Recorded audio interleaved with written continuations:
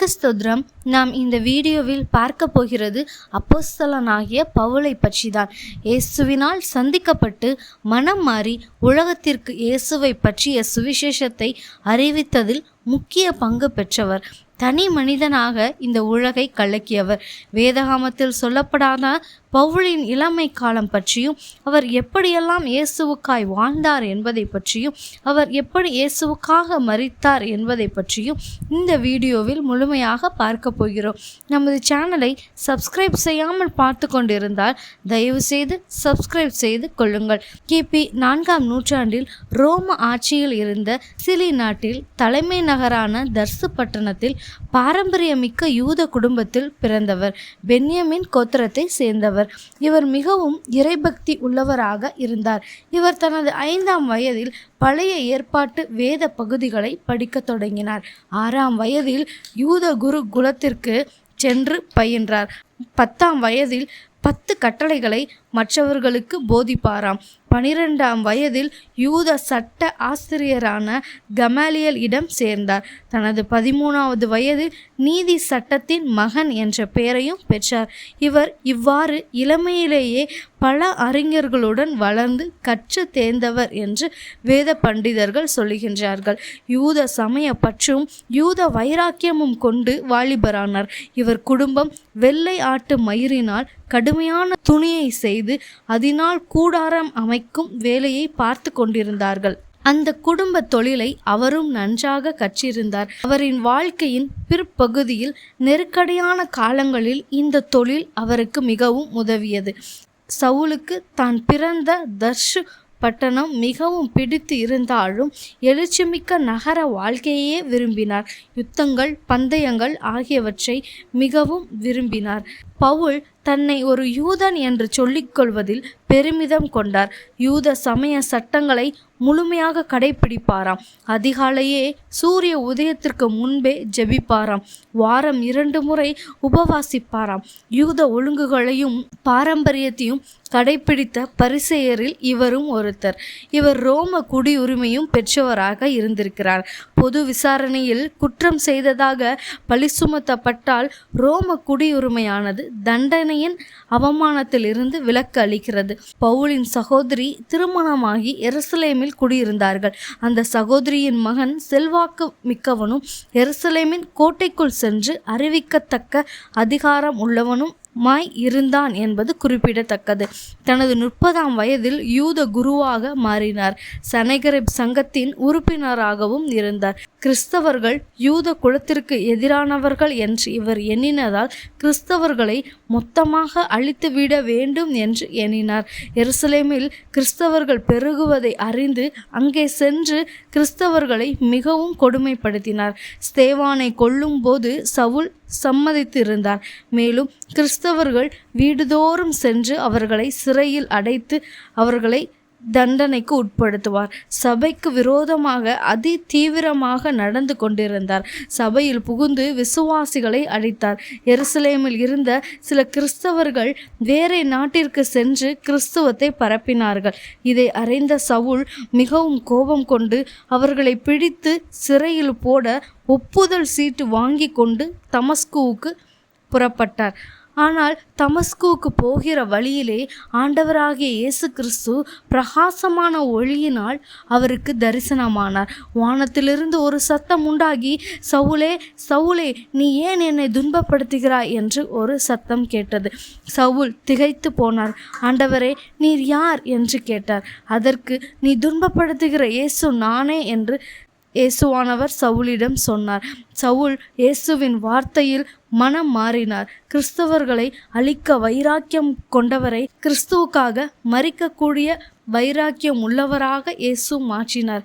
இயேசுவின் ஒளியை பார்க்க முடியாததால் கண் பார்வை இழந்தவராகவும் 3 நாட்கள் சாப்பிடாமலும் குடியாமலும் இருந்தார். தேவன் அனனியா என்ற தேவ மனிதன் மூலம் பவுலின் பார்வையை குணமாக்கி அனனியாவின் மூலம் ஞானஸ்தானம் பெற்றுக்கொண்டார். பவுல் சற்றும் தாமதிக்காமல் இயேசு கிறிஸ்து தேவனுடைய குமாரன் என்று ஆலயத்தில் பிரசங்கித்தார். இதனால் யூதர்கள் கடும் கோபம் கொண்டனர். சவுல் தமஸ்கு பட்டணத்தை விட்டு போகக்கூடாது, அவனை கொன்றுவிட வேண்டும் என்று தமஸ்குவின் கோட்டை வாயிலிலே நின்று கொண்டிருந்தார்கள். இதை அறிந்த கிறிஸ்தவர்கள் சவுலை ஒரு கூடையில் வைத்து கோட்டை சுவற்றின் மறுபக்கம் இறக்கி தப்பிக்க வைத்தனர். எருசலேமுக்கு வந்தார் பவுல். அங்கேயும் கிறிஸ்துவை பற்றி பிரசங்கித்தார். அங்கே இருந்த யூதர்களும் அவரை கொலை செய்ய வேண்டும் என்று நினைத்தனர். மீண்டும் தர்சு பட்டணத்திற்கு திரும்பினார். இதற்கிடையே பர்னபா பவுலை தேடி சென்று அந்திரியாவுக்கு அழைத்து வந்தார். மிஷனரி பயணம் தொடங்கினது. பவுலும் பர்னபாவின் ஊராகிய சாலேமில் இருந்து தொடங்கி பெர்கே வரை வந்தார்கள். பின்பு அந்தியோகியா சென்றார்கள். அங்கே கிறிஸ்துவுக்கு விரோதமான மத தலைவர்களிடம் பவுல் தைரியமாக பிரசங்கித்தார். அநேக தேவனால் ரட்சிக்கப்பட்டார்கள். லிஸ்த்ரா பட்டணத்தில் உள்ள ஒரு சப்பானியை பவுல் குணமாக்கினார்.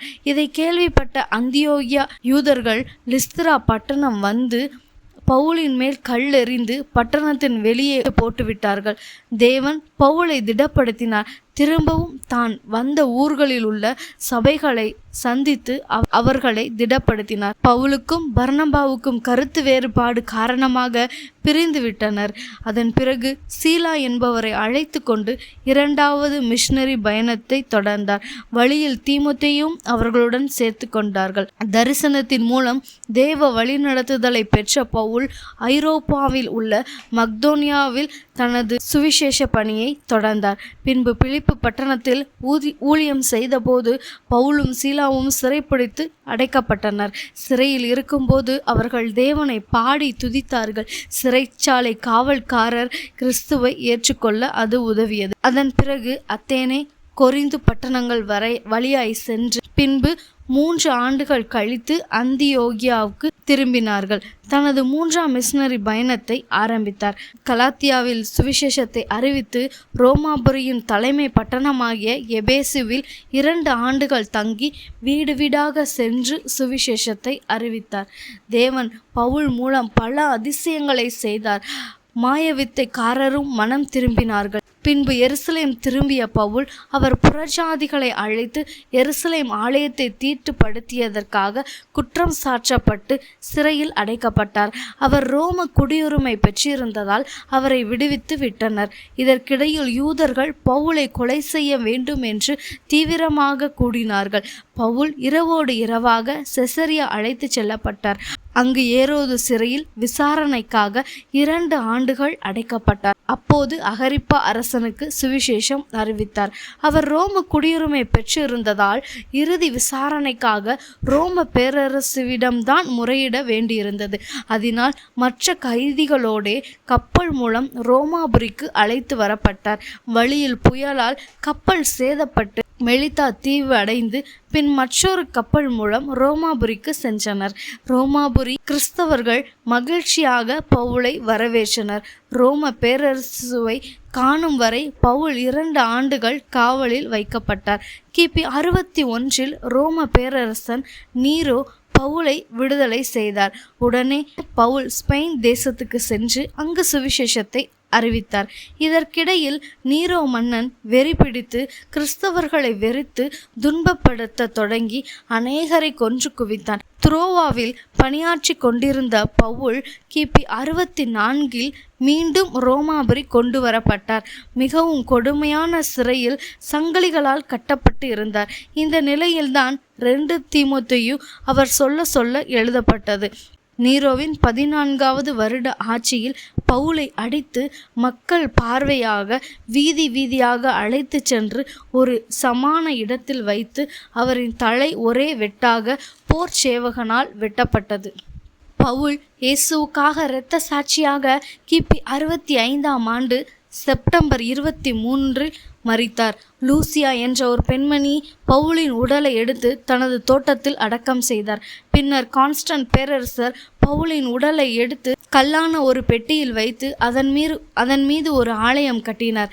அந்த ஆலயம் அழிந்ததால் மற்றொரு ஆலயம் கட்டப்பட்டது.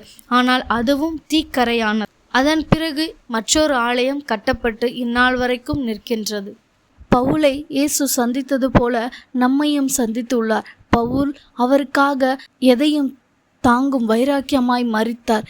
சுவிசேஷத்தை பிரசங்கித்தார். நாமும் பவுலை போல இயேசுவுக்காக வைராக்கியம் கொண்டு அவர் வரும் வரை வாழுவோம். இந்த கடைசி நாட்களில் அது மிகவும் தேவையான ஒன்றாய் இருக்கிறது. அவர் வரும் வரை காத்திருப்போம், ஆயத்தப்படுத்துவோம், ஆயத்தமாவோம். ஆமென்.